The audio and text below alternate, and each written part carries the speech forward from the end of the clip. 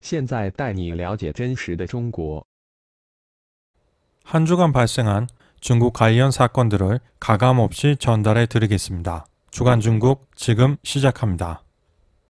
지난 10월 11일 도널드 트럼프 미 대통령은 중국과의 무역 분쟁과 관련해 실질적인 1단계 합의에 도달했다고 발표했습니다. 워싱턴 DC에서 진행된 제13차 미중 고위급 무역 협상이 부분 합의를 이루는데 성공한 것입니다. 합의안은 중국의 미 농산물 구매, 통화, 일부 직접재산권 보호 문제, 중국 금융시장 개방 등을 포함하고 있으며 트럼프 대통령은 다음 달 칠레에서 열리는 아시아 태평양 경제협력체 아펙 정상회의에서 시진핑 주석과 합의에 서명할 수 있음을 시사했습니다. 이에 따라 미국은 오는 15일부터 2,500억 달러 규모의 중국산 상품의 관세율을 30%로 올리려던 방침을 보류할 것이며 중국은 최대 500억 달러 규모에 이르는 미국산 대두와 돼지고기 등의 농산물을 구매할 것으로 알려졌습니다. 트럼프 대통령의 지지층은 방산산업, 러스트벨트, 농민들이 주로 이루지만 정책적으로 수혜를 받은 다른 산업들과는 다르게 미중 무역 전쟁으로 인해 그동안 농민들은 상대적으로 소외되었었는데 이제 이번 합의를 통해 수혜를 받게 되었습니다. 하지만 12월 15일로 예정된 1,600억 달러 규모의 중국 제품에 대한 15% 관세 부과 계획은 취소하지 않았고 11월 18일 끝나는 화웨이의 거래 제한 유예 조치의 연장이나 해제에 대해서도 전혀 언급이 없었습니다. 더불어 중국 환율 조작국 지정 철회 여부 역시 더 검토할 것으로 보여지기에 미국은 자신들에게 절실한 농산물 카드만 딱 받고 거기에 상응하는 제품의 관세분만 보류해 준 것입니다. 깍쟁이처럼 딱 줄 것만 주고 딱 받을 것만 받은 철저히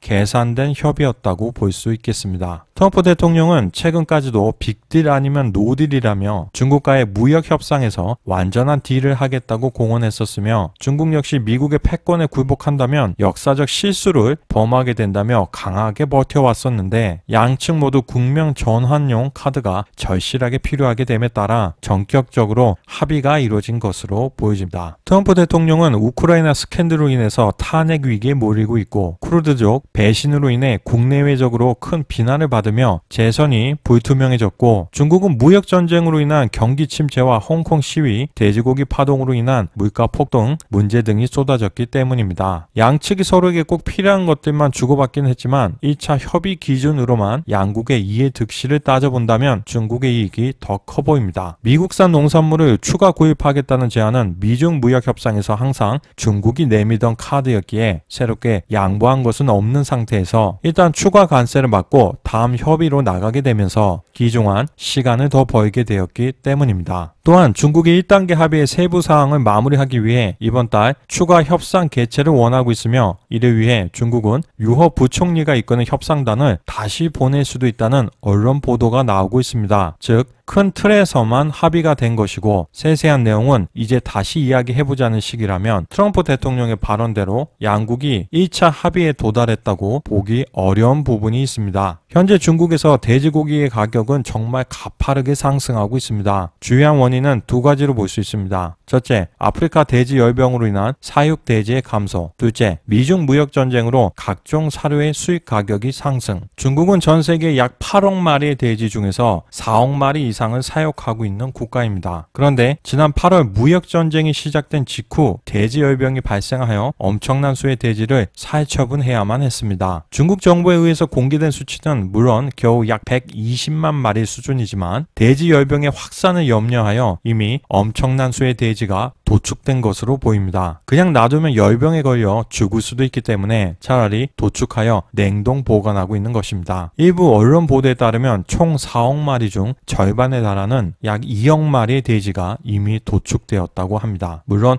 정확한 수치를 알 수 있는 방법은 없지만 많은 수가 도축된 것만은 사실로 보여집니다. 아프리카 돼지열병은 돼지에게 생기는 바이러스성, 출혈성 열성 전염병으로 감염된 돼지 등에 의해 직접 전파되거나 사료통 등을 통해 간접 전파되는데 사람이나 다른 동물은 감염되지 않지만 돼지과에 속하는 동물에게 발병했을 때는 치사율이 100%에 이릅니다. 또한 바이러스의 변종이 워낙 많아 업계에서는 백신 개발에 10년 이상 걸릴 것이란 관측이 나오고 있는 상황입니다. 즉 현재로서는 뚜렷한 해결책이 없는 것입니다. 중국 통계청 발표로는 돼지고기 가격은 전년보다 약 40에서 50% 정도 상승했다고 하지만 실생활에서는 2배 이상 상승했습니다. 또한 미중 무역 전쟁으로 인해 미국산 사료를 수입하지 못해 대체재를 찾는 과정에서 수입 단가가 높아진 것도 돼지고기 가격의 상승을 부추기는 주요한 요인입니다. 중국이 미국산 농산물을 수입하지 못하는 상황은 다른 국가의 수출업자들의 대중국 수출 가격 결정권을 강화시키기 때문입니다. 현재까지 많은 돼지를 사육하면서 돼지 열병이 발생하지 않은 곳은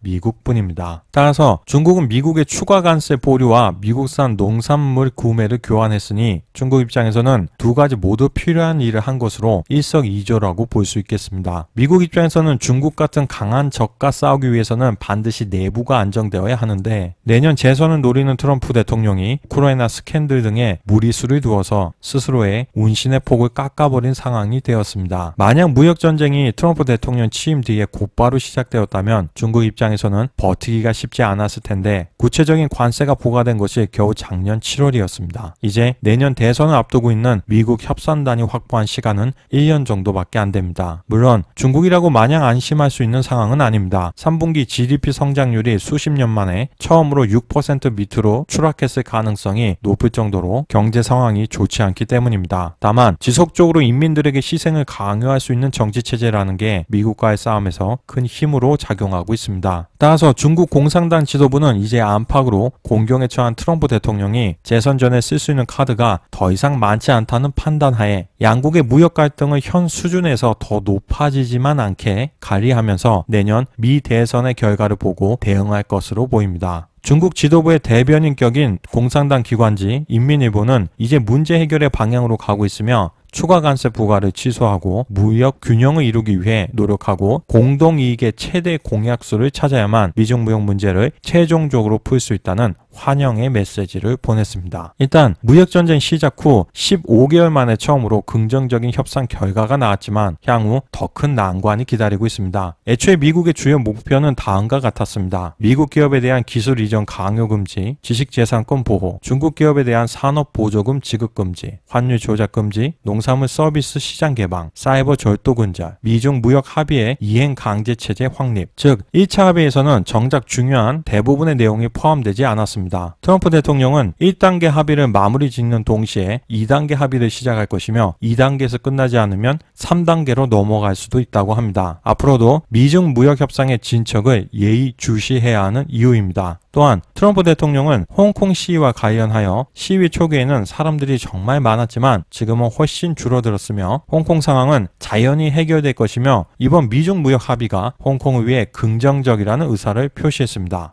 하지만 현재 홍콩 시위는 점차 반중국 성격을 띠면서 오히려 격화되고 있으며 성조기를 흔들며 미국의 개입을 촉구하고 있습니다. 특히 최근 반중 시위에 참여했던 여대생이 성폭력을 당했다고 폭로했으며 여중생의 시신 또한 발견되어 홍콩 여론이 들끓고 있는 가운데 트럼프 대통령이 시위대를 지지하지 않는 데 대해 큰 실망을 느끼고 있는 것으로 알려졌습니다. 이에 트럼프 대통령은 중국과의 무역 협상을 통한 농민 지지층 확보라는 이익을 얻기 위해 인권 문제에 대해서는 눈을 감으려는 것이 아니냐는 국제적인 비난을 일고 있습니다. 중국을 자세히 바라볼 수 있는 하나의 창이 되겠습니다. 주간 중국 이번 주는 여기에서 마치겠습니다. 감사합니다.